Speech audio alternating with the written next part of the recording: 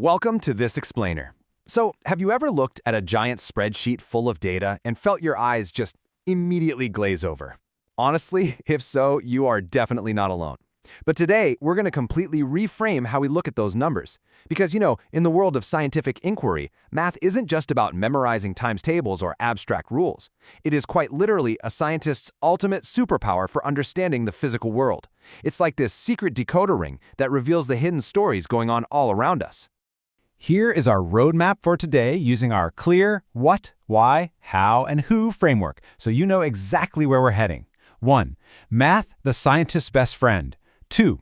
Why calculations actually matter. 3. How to analyze your data. 4. Time to test your skills. And finally, 5. True wisdom and moral education. Section 1. Math, the scientist's best friend, transforming raw numbers into meaning. Okay, let's dive into this. The big idea we really need to establish right out of the gate is that simply collecting data, it's practically useless if we don't know what that data actually means. And that brings us to our core definition. Data analysis is the process of using mathematical calculations to turn raw numbers into meaningful conclusions.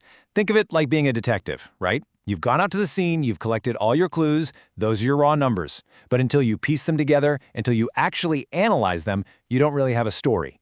Math is the essential tool that lets the data finally speak to us.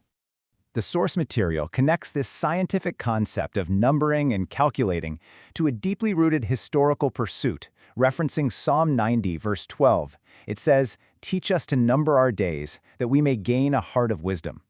The curriculum really emphasizes that applying mathematics to our reality, numbering, tracking, and calculating, is framed as a way to elevate us from simply existing to actually gaining true understanding and wisdom about our lives.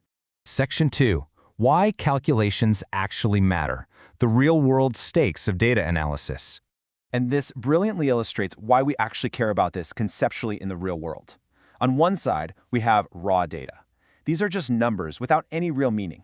A temperature reading of 72, a weight of 40 pounds, a time of 12 seconds. By themselves, they tell us absolutely nothing. But on the other side, we have analyzed data. Once we apply math, we suddenly reveal averages, rates, patterns, and trends. We go from just saying, here's a number, to here is what's happening, and here's what is going to happen next. And the stakes for making that jump are incredibly high. Consider engineers who are designing the bridges we drive on every single day. They absolutely must use analyzed data to calculate the exact load a bridge can handle. If they just look at raw numbers and take a wild guess, well, structures fail. Or think about environmental scientists. They don't just count the number of chemicals in a cup of water. They have to calculate the rate of pollution in an entire river over time to prevent a full-blown crisis. In fields like these, a single math error, literally just putting a decimal in the wrong place, can lead to disastrous, costly, and even dangerous mistakes. This definitely isn't just classroom busywork. Section 3. How to analyze your data. The toolkit for scientific math. Now let's equip you with the actual tools. The source outlines a really practical 3-step toolkit for handling fresh data that everyone needs to master. Step 1. Organize your data in a table. Get it out of a messy paragraph and into clean, easy-to-read rows and columns. Step 2. Identify what you're trying to find and use the correct formula. And Step 3, which is perhaps the most absolutely crucial one, always check your work. Remember what we just talked about. One wrong decimal changes everything. Let's put this into practice with a mini story. Imagine you're conducting a science experiment, growing bean plants. You've been super careful, but, well, nature's messy. You run 3 different trials under the exact same conditions. In trial 1, your plant grows to 12 centimeters. In trial 2, it hits 14 centimeters. And in trial 3, it's 13 centimeters. So, which number is the true result of your experiment? So, the crucial point is this. To find out the true result, we calculate the average. We add up 12 plus 14 plus 13 to get 39, and then divide by our 3 trials. And the result? 13 centimeters. Calculating the average beautifully smooths out those small, random variations between individual trials. It gives us a much more reliable number that represents the actual truth of the experiment rather than just relying on one potentially lucky or unlucky plant. The next tool in our kit is percentage change. This is exactly how we figure out how drastically something is shifted. The formula goes like this. You take your final amount, subtract your start amount, divide that whole thing by the start amount, and then multiply by 100 to get a percentage. So let's say you have a beaker of water that cools from a starting temperature of 80 degrees Celsius down to a final temperature of 50 degrees Celsius. We just plug those numbers right in. 50 minus 80 is negative 30. Divide that by our start of 80, which gives us negative 0.375. Multiply by 100 and we get negative 37.5%. Now, don't let that negative sign scare you. It simply means there was a decrease. The sheer beauty of percent change is that it clearly communicates how large the shift is relative to where you started, giving you perfect context for your data. Our final tool is rate of growth. This one is all about speed over time. The formula is simply the change in amount divided by time. Let's go back to our little bean plant.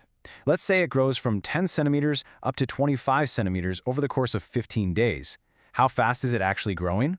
Well, the change in amount is 25 minus 10, which is 15 centimeters. We just divide that by our time of 15 days. And that gives us a growth rate of exactly 1 centimeter per day.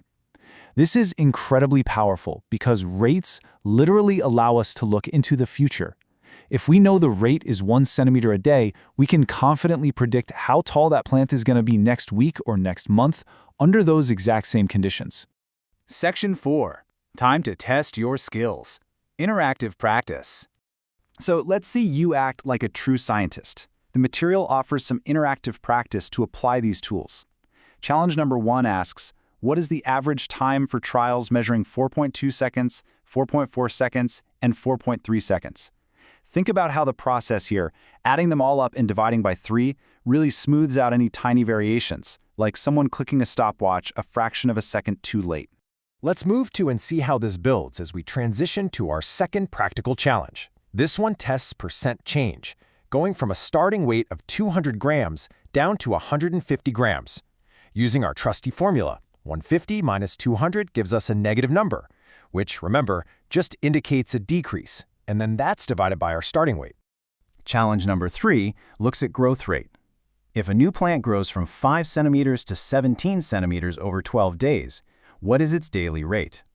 Finding that total change in height first, and then dividing by the days, gives us a daily rate that helps us predict its future size.